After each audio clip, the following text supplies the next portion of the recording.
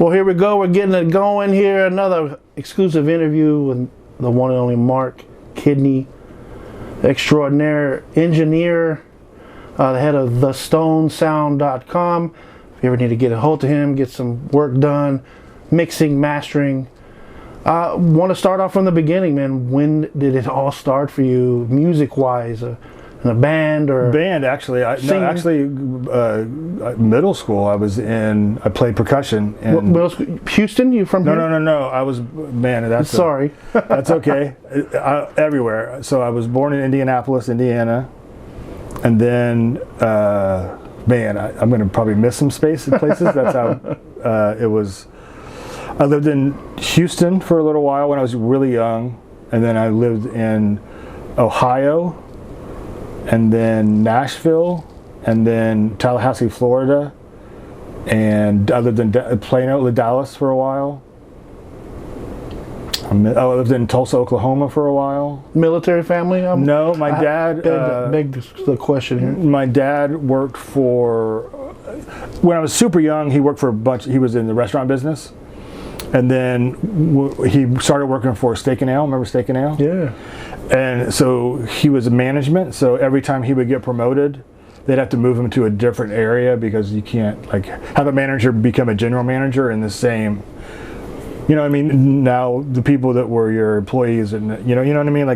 They have to move you around so that the same people don't see you in the same position. Gotcha. So that's why. And then. Yeah. At one point, you end up here in Houston, I guess. I finished high school. I went to high school in Dallas and then Tulsa, which. That's another interview, right? Yeah, it is. And I don't have a lot of nice words, but. So I graduated in Oklahoma and got out of there as fast as I possibly could. And I didn't know what I was going to do. I was pretty messed up in every aspect of life. Right. But music. So I played percussion in the band, and I loved it. That's a marching band, or something like that? No, it was like a concert band. Wow. Okay. And they tried it. Then marching band happened, and I was like, I don't want to march around really. And at this point, I was also getting into lots of metal. So I had long hair. Well, you got to cut your hair. And I was like, yeah, none of that's gonna happen. Right. So, but I kept playing drums. So then I played in a bunch of garage bands, and mostly metal type stuff. But nothing really ever came. Are you recording yourself at any point? There's not at all. Just playing. Lucky to play at a bar. Right. Lots of garages and But stepping foot in a studio, that has not happened yet. No, that didn't happen until I went to school, and so I went to the Art Institute in '94, maybe '93, maybe '92 even. Okay. Honestly, I'm not really sure, and finished that program. So they had studios there, of course, and then I got my internship at Sound Arts in Houston.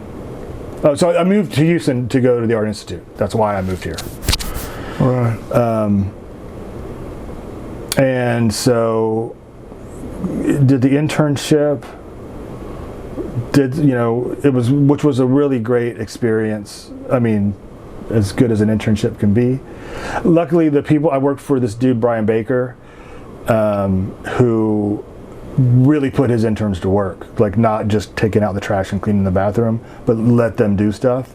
I mean, it was day 3, I was running the 2-inch tape machine and punching people in, and it was pretty high stressful for me because I'm just a kid. I hope I don't mess it, because back then, yeah, if you punch something wrong, it's not like it is today. Or you're not pressing record even though you're supposed to be recording. Right. But think about it, because if you press record too early, you recorded over something they wanted to keep. Oh boy. And if you press it too late, then you're not getting the new thing that they want to record.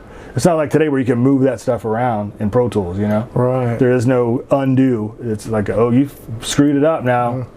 Now we got to do the whole thing again. Wow. Right. But it was a great experience, and I met a ton of people through there.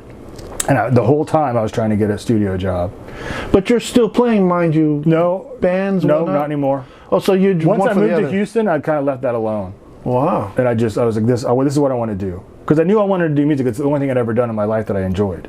So I was like, I need to figure out a way to monetize, to make money somehow.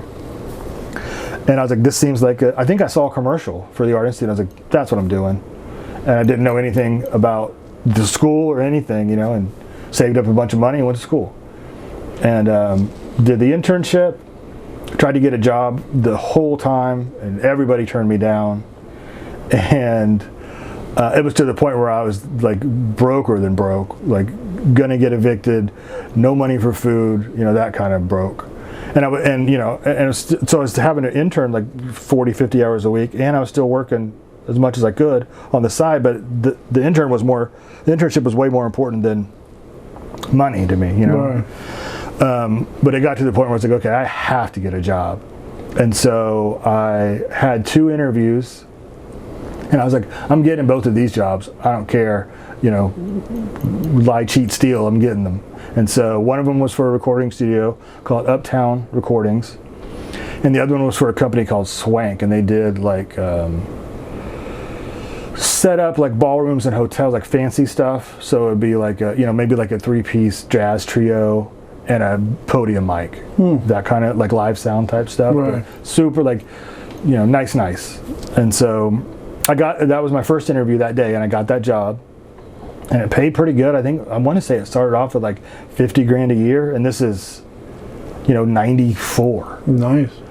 But at the time, I had really long hair and a lot of facial piercings, and that's how I wanted it to be. So she was like, you've got the job, but 2 things, all this has to go, and you need to cut your hair.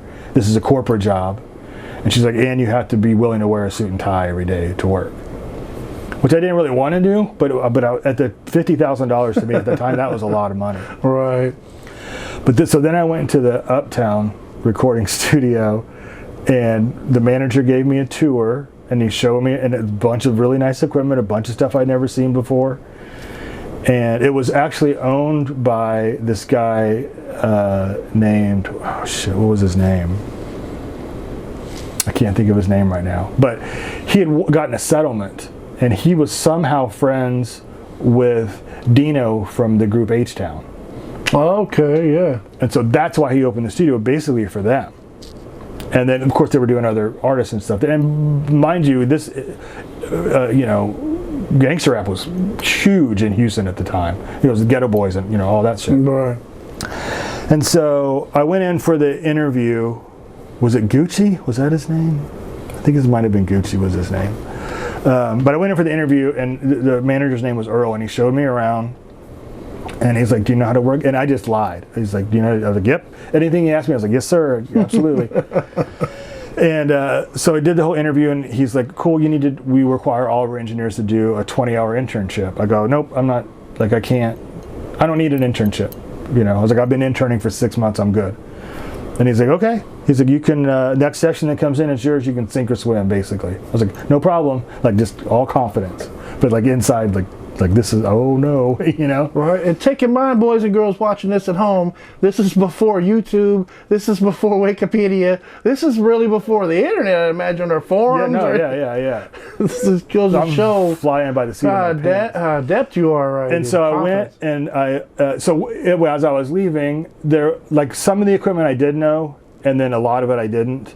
But I knew what everything was for the most part, and I was like, hey, can I get the manual for like these 7 things? He's like, yeah, man, no problem. Gave him the manuals. I was living in Spring. This was downtown, the studio, and that thing. Oh, I mean, I could barely carry him. And so I got home and literally put him on the counter, and the phone rang, and it was the studio manager. Wow. He's like, we have a session tonight at midnight. Can you make it? I'm like, yes, sir. I'll be there at midnight. And I was like, okay, well, I guess I'm not going to get to read anything. So I showed up, and that whole scene was weird. Like, I'm a kind of a nerdy white kid with long hair, and it was definitely a hip hop studio. And I came in, and the owner, so the manager wasn't even there. It was just the owner who I never met. And the first thing he did was ask me if I was a cop. And I was like, no. He's like, cool. And then he hands me a Glock, and he's like, in case anything happens. I'm like, that's great. You know? And I'm like holding it like a book, you know? And he's like, you know how to use that? I'm like, yeah, sure. And then he shows me how to lock the studio down. Like, so it's got, because it was all gated. It was like off of Rampart and, like Rampart and, I can't think of the cross streets. Shit, I can't think now. Like, you know, the other side of 59 from the Galleria. Okay, all right. So anyway, so it's all gated and keys and locks and all the stuff he shows me, because he's just going to leave, and I'm waiting for the client to show up, who I don't even know who, you know, I don't know anything. So he leaves. I stash the gun like as far away as I possibly. I was like, if you know, if something happens, I'll just get shot. And I'm in there trying to learn stuff before anybody gets there. The producer shows up with an artist. There was like maybe 5 people, and they were coming from Louisiana. And the producer's name was Slack. Super cool dude. And luckily he had worked out of there a lot. So he met me, and he's like, we're going to do this tonight. I'm like, cool. I go, hey man, this is my first night, so you know, I might be a little unsure of some things. Like, I got you, man. And luckily we really hit it off personally. So it worked out. So anytime I came across somebody I didn't know what to do, he knew. And we ended up working for like 14 hours.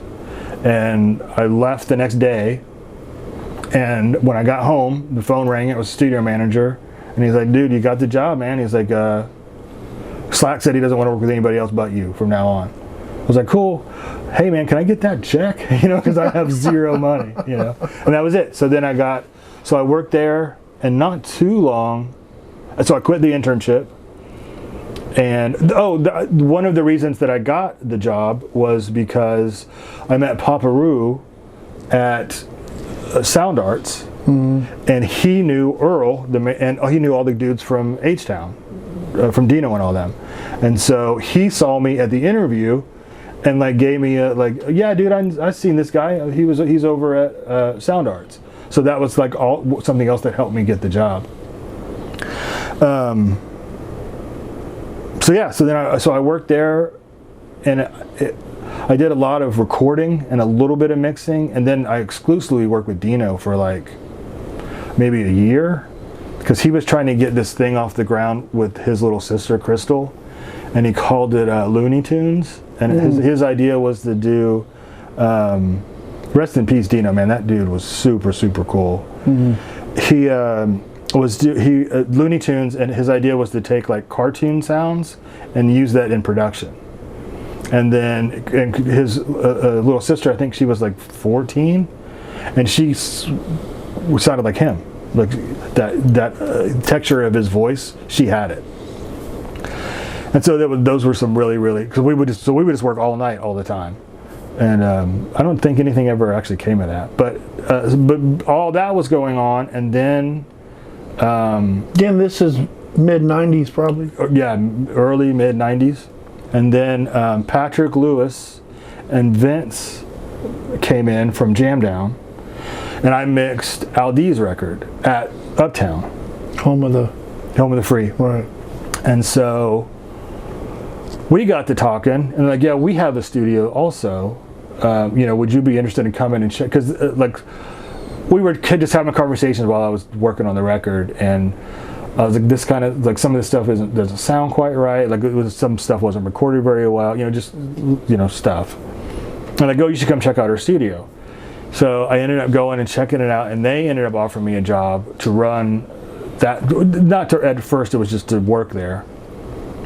And they had a bunch of garbage gear. Like, they went to Guitar Center and listened to what they said. So it was like, at least it's everything, you know. So I went over there, and then we started doing. So they were like, if you come work for us and record everything here, we'll let you go wherever you want to mix it. So I did Al D's record. I worked with Aggravated. There was some other groups that were around back then. Oh, like Dren. Herschel Hardhead coming in the picture yet? Later, Okay. later. And so I was doing all this stuff, and then they let me upgrade everything, and so I got like a really good mic chain and some really, really nice microphone and equipment. Because all that really mattered was to get the stuff down on tape proper, and then record vocals well, and then we're going to go elsewhere to mix. And so I didn't really know much about like keyboards and MPCs and Sonic and all that stuff, but I learned all of it so that I could teach the producers how to do it, because you'd have to have output expanders, and like the MPC would have 8 outputs. You had to learn how to route all that stuff so that I could record multiple tracks at one time instead of doing 2 at a time. Gotcha. And it taking forever. And so I did all that, and so I learned all that, and then what happened? I think we did.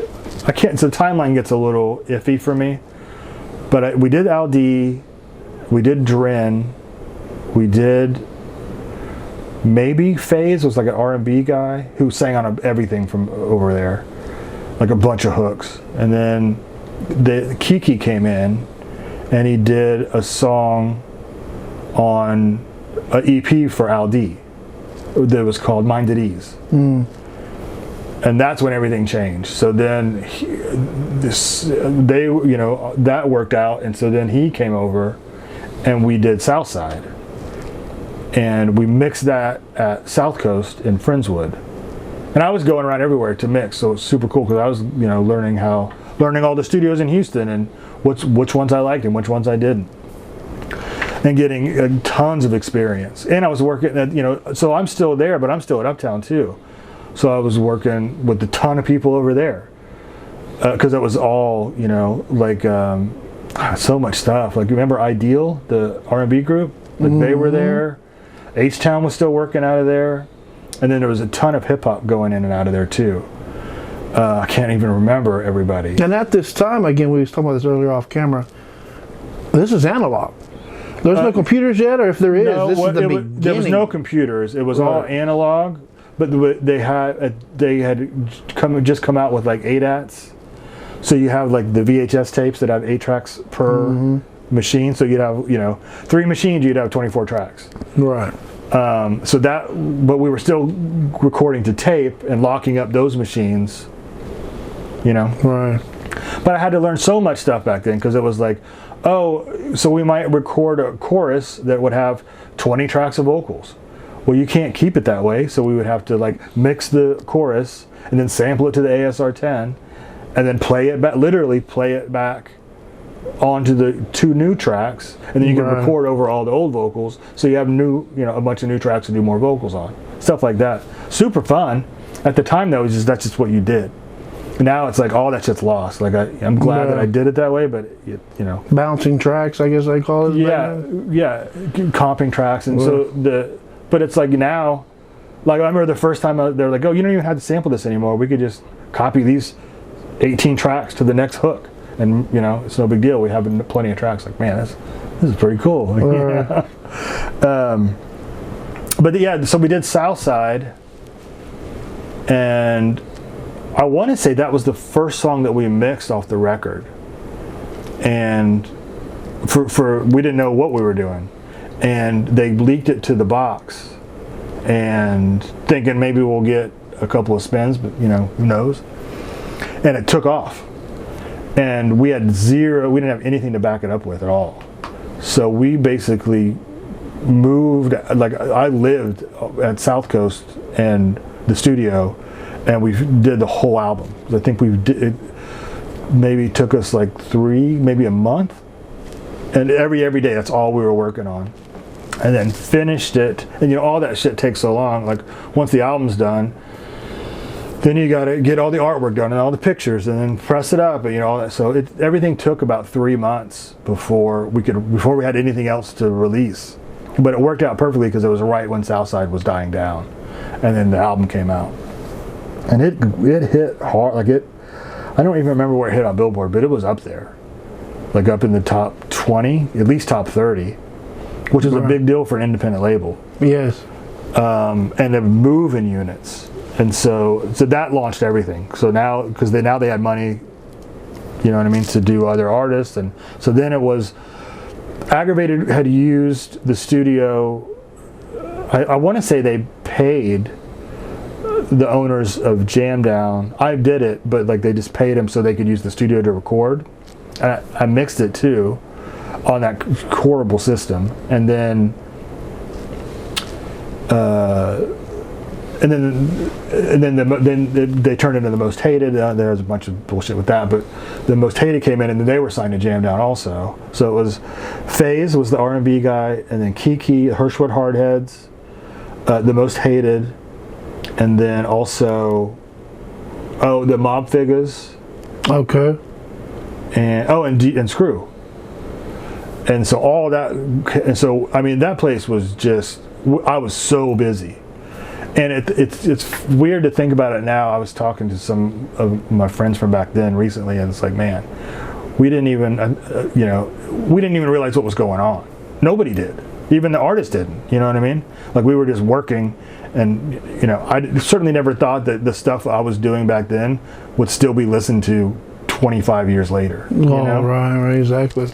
And it was constant work. It wasn't like, oh, cool, we did this, and now we're just chilling for a minute. It was just like, oh, backdoor with something else, and oh, now I'm working on this album. Oh, now I'm doing Destiny's Child at Digital Services, and now I'm doing ESD album over at Uptown, and like all at one time. It seemed like that there was like 4 or 5 years where I was just. And the funny thing, the weird thing is that I didn't, I wasn't really a hip hop guy when I was younger. I was all live band, metal and classic rock and all that kind of stuff. And so when I really got into mixing at a studio, that was nice, I didn't really mix like everybody else was mixing, because I came from that metal, like in a drummer background. So I would always make the drums hit super hard and like real attacky. And this is a good point. I want to climb in here if you don't mind. No, this is really good. And I'm sure you're going to enjoy this part of the interview, because I'm a big nerd, man, big tech head, man. Like you, we have that common thread here. And I don't know much Vlad you watch, but I watched some, and I saw an interview with Too Short. Okay. And he talks about the beginnings of hip-hop being recorded in a studio, period, was very challenging because of the lower frequencies, the 808, whatnot, and they'd have to want it loud, and they're arguing with the studio engineer, hey man, that needs to be louder, and the studio engineer arguing back, I can't have it any louder. And like, why not? If you have it any louder, dummy, it'll make the needle jump the groove of the acetate. So the recording engineers had to learn this fine balance. Again, this is something, did you run across this challenge? I mean, I never really thought about it much. I mean, but at this point, they say Rick Rubin spearheaded that loud recording. Right, but I mean, you have to think at this point, like, it was around. You know what I mean? It wasn't like, no, we never heard hip hop before. Right. So they had speakers that could do low end, and it wasn't like they had subs, but still, I mean, at Uptown, I think they had like 12s, on the mains. Right. Which that'll pump out a lot of bass. It's not like we were just working on NS10s or like little itty bitty speakers. You know what I mean? But it was so no. To answer your question, no, I didn't really come across any of that. Well, it sounds great. I mean, the stuff from Accept, the Aggravator, this lower. I mean, I really loved all that low end, and it was always like, oh, let's find a way. The problem is, like, for me anyway back then, and again, I was a newbie. I didn't know a whole lot about. I was probably doing a lot of stuff wrong, or considered wrong. But I was like, I want to hear the drums more, and not just the 808's cool and all, but I want to hear the kick on top of it. I want to hear it in my chest. I don't want to just feel it in my feet. You know what I mean? And so I had to learn, and like I was doing all these weird things that I don't know what other people were doing, because I wasn't. And you have to remember, I was working like 60 hours a week. I wasn't listening to other things. It was, when I got in the car, it was silence. I didn't want to hear anything, because I would spend 12, 14 hours a day in the studio with music blaring at me all the time. But I was like, but I always mixed up how I wanted to hear it, and then I would ask other people's input. So it would be like, let me do my thing real quick, and then now, what do you think? And what should we change? What do you want to do? You know what I mean? And I'm still that way to this day. Right. For the most part. And because But again, it can't be stated enough. This is the beginning of a lot of things, right? Hip hop is just starting, let alone in this area, right? Oh, for this city, yeah, there was nobody. Being recorded in high fidelity studios. Like another thing you said about the DJ Screw.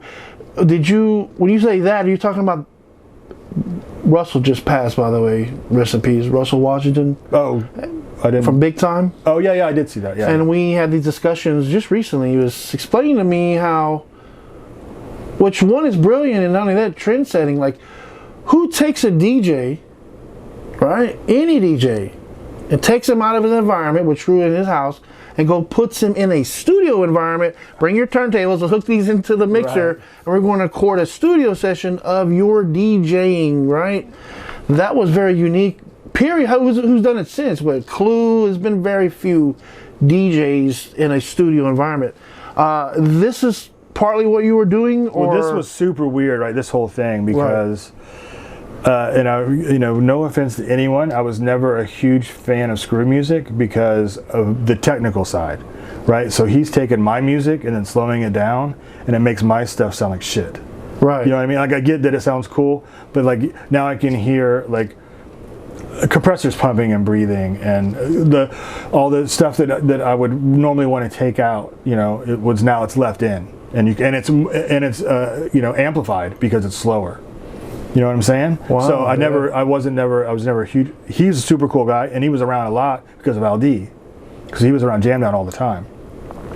And then when Patrick's like, we're going to do a record with Screw, I was like, cool, I really want to do this. And so I sat down with Screw, and I was like, hey, can we do this not the way you normally do it? And I said, instead of mixing it, giving it to you, slowing it down, and then you add shit to it while, and then that's the album, what if we record it all on the multi-track, slow it down on the multi-track, and then mix it after it's slowed down. Wow. And then still have you do your cut into it. You know what I mean? The different music and whatever. So that's what we did with the All Work No Play. Wow. So if you listen to that record, it doesn't sound. So really, you're giving me more of the story where Russell started, right? How it was actually technically. I mean, this is just why I only did the one record with him. I'm just saying, in this instance, we're recording a DJ in a studio environment, right? So what we did was we mapped out the whole album. And we figured out all of, because we were at the studio Jam Down, they had ADATs, and the ADAT has like a BRC, which is like a controller for all the tape machines, right? And it has pitch control on it. So we would go through and find the pitch for every song, and then do it live. Like, we would play the song. His turntables were hooked up too, right? And he would do his thing. And I would have already mixed the song, right? Right. Slowed down, and then it would go to the next song, and then I would speed it up or slow it down. Like, it was all mapped out. Wow. And then it was all live, so he would do his thing, and then that's how we did that record. That's why if you listen to it, it doesn't sound like the other ones. And I was like, this is really good. Wow. And Right. He was not happy. He's like, he didn't like doing it that way, or I don't know. He didn't like the way it sounded. He didn't like the outcome because he liked it dirty, and you know what I mean, right? Which I understand too, but I still think it's a good sounding record. Oh yeah, so right. And an achievement which we're documenting, man. Who, again, you're in uncharted territory. I would record a DJ in a studio, like. I didn't really think. Have you done it before, and have you done it since? No. Recorded a DJ in a studio. I mean, just cuts. But not an album. No. That was done. No. Right, probably never will again. I've never even besides doing some pitch shift on a Screw section of a song. Right. I've never even slowed a song down. Right, so you're creating the blueprint while you're on the fly because no one's really done this before. Yeah, but I don't think it was ever done again that way, and I don't think he would have ever done it again that way either. Wow, man. Because I don't remember it being easy to talk him into it. You know what I mean? Sure. Talking about these different genres of music, let alone recording a DJ, hip hop DJ in a studio. Some of your influences, the foundation as a kid you grew up with, was it rock primarily or rap came later? I mean, my dad, like young, yes. I remember my dad was a huge Neil Diamond fan, and Kenny Rogers. Which is from Houston. Is it? I didn't know that. Is that true? Yeah, Kenny I didn't know Rogers. he was from Houston. Yeah, as far as I know, there was a recording here with the Stars, something, Kenny Rogers and the Stars, I think. It was never my gig. I never liked it. And then, Elvis, and then I was told a story that I went to Johnny Cash, but I was so young I don't even remember. Right. And I do remember seeing Neil Diamond when I was super young, and that was like when like lasers had first come out, you know? Right. And I remember I was like, this is really cool. I was never really a huge fan of the music though. I didn't really. And then when I started getting into music, my brother's 4 years older than I am. Right. And he was really into he played guitar. Right. And he was really into classic rock stuff. Mm-hmm. So of course everybody wants to be like their older brother, you know. So that was my first, you know, like Pink Floyd and Led Zeppelin, and I remember him learning how to play Stairway to Heaven on the guitar, you know, all that.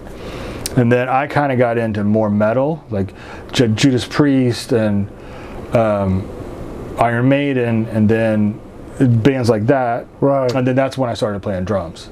And then that's when everything escalated, because I was like, well, it needs to be faster. It needs to be, you know, more complex. Right. And then I started to get into Slayer and more speed metal.